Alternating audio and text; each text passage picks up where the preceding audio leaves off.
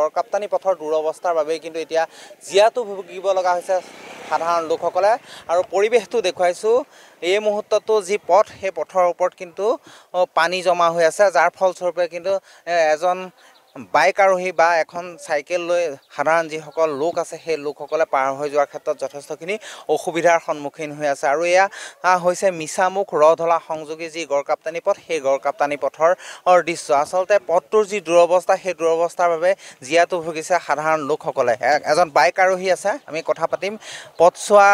কেনেকুৱা পাইছে পথছোৱাটো বহুত বেয়া অৱস্থা এতিয়া বৰ্তমান সময়ত যিটো চলি আছে ৰাস্তাটো এইটো দেখা নাই বাইক লৈ পৰি গৈছো বাইকটো মাথাটো ভাঙিল ভাগ্য ভাল যে মোৰ একো হোৱা নাই এইটোৱে আৰু গোটেই খাল হৈ গৈছে নেকি গোটেই খাল মানে খালে আৰু ধৰিব গ'লে ক'ৰ পৰা ক'লৈকে পথ সংযোগ হৈ আছে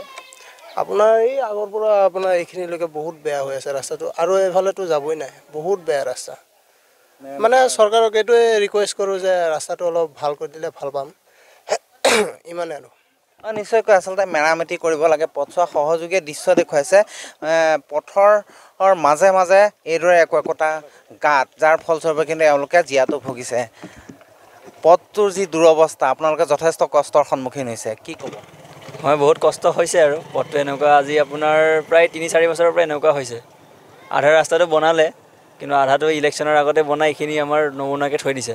এতিয়া এই ৰাস্তাটো বাদেই দিয়ক আমাৰ ইফালে পথৰ ৰাস্তাটোও বেয়া সেইটোও বনাব লাগে সেইটোও নবনাই এতিয়া সিফালে ট্ৰেক্টৰ অহা যোৱা কৰে এখন ট্ৰেক্টৰ গ'লে বাকী মানুহ ধান লৈ হওক বা কঠীয়া লৈ হওক যাব নোৱাৰা হৈ যায় সেইটোৱে আৰু আপোনালোকৰ দেখা পোৱা গৈছে যে এই পথটো কিন্তু আটাইতকৈ ব্যস্ত পথ আপোনালোকৰ মিছাৰ পৰা আপোনালোকে বজাৰ সমাৰ কৰিবলৈ হ'লেও বা ঔষধ এটা আনিবলৈ হ'লেও মিছালৈকে যাবলগীয়া হয় ৰাতি অহা যোৱাৰ ক্ষেত্ৰত যথেষ্ট অসুবিধা হয় হয় ৰাতি অহা যোৱাৰ ক্ষেত্ৰত যথেষ্ট অসুবিধা হয় ষ্ট্ৰীট লাইটো নাই এতিয়া তিনিআলি আছে এখন তিনিআলি এটা আছে তাতো ষ্ট্ৰীট লাইট এটা নাই বাকী গোটেই ৰাস্তাটো এনেকুৱা খালেই ৰাতিটো মানুহ সোমাই যায় চাইকেল লৈ হওক বা বাইক লৈ হওক লাহে লাহে আহিবলগীয়া হয় আৰু চৰকাৰলৈ কি অনুৰোধ থাকিব ৰাস্তাটো বনাই দিলে ভাল এইখিনিলৈকে ৰিপেয়াৰ কৰিলে ভাল এই ৰাস্তাটো ৰিপেয়াৰ কৰিলে ভাল মাত আৰু এটা গৰু বাট আছে সেইটো বনাই দিলে ভাল কিমান বছৰ ধৰি এনেদৰে আছে ৰাস্তাটো প্ৰায় ৩-৩.৫ বছৰমান হৈ গ'ল এনেকুৱাই আছে আপোনাৰ 2018-19 মানৰ পৰা এনেকুৱা হৈ আছে এইটো আপোনাৰ ইয়াৰ আমাৰ হেৰিয়া কি বুলি কয় মোহন দলঙৰ পৰা ইয়াৰ খালুৱাটি যোৱা এইখিনিলৈকে আৰু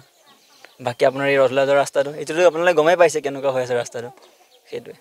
নিশ্চয়কৈ আচলতে এইসকল লোকে কিন্তু যাতায়াতৰ ক্ষেত্ৰত যথেষ্টখিনি অসুবিধাৰ সন্মুখীন হৈ আছে মিছামুখৰ পৰা যি ৰধলা সংযোগী এই পথছোৱা আৰু এটা কথা উল্লেখ কৰিবলৈ এওঁলোকে কিন্তু বজাৰ হাটৰ পৰা আদি কৰি এই সাধাৰণ বস্তু এটা আনিবলৈও কিন্তু মিছালৈ যাবলগীয়া হয় কিন্তু নিশাৰ ভাগত এই পথেদি গ'লে যি আচলতে পুখুৰী সদৃশ গাঁত সেই গাঁতত কিন্তু অঘটন ঘটাটোৱে নিশ্চিত আৰু এই মুহূৰ্তত আমি সেই পথছোৱাৰ দৃশ্য দেখুৱাইছোঁ ক'ব লাগিব বিগত 4 বছৰ ধৰি কিন্তু এই 4 কিলোমিটাৰ দৈৰ্ঘ্যৰ যি পথছোৱা সেই পথছোৱা চৰকাৰে মেৰামতি নকৰাৰ বাবে কিন্তু এতিয়া জমৰ যন্ত্ৰণা ভুগিব লগা হৈছে মিছামুখ ৰধলা হালোৱা গাঁওবাসীয়ে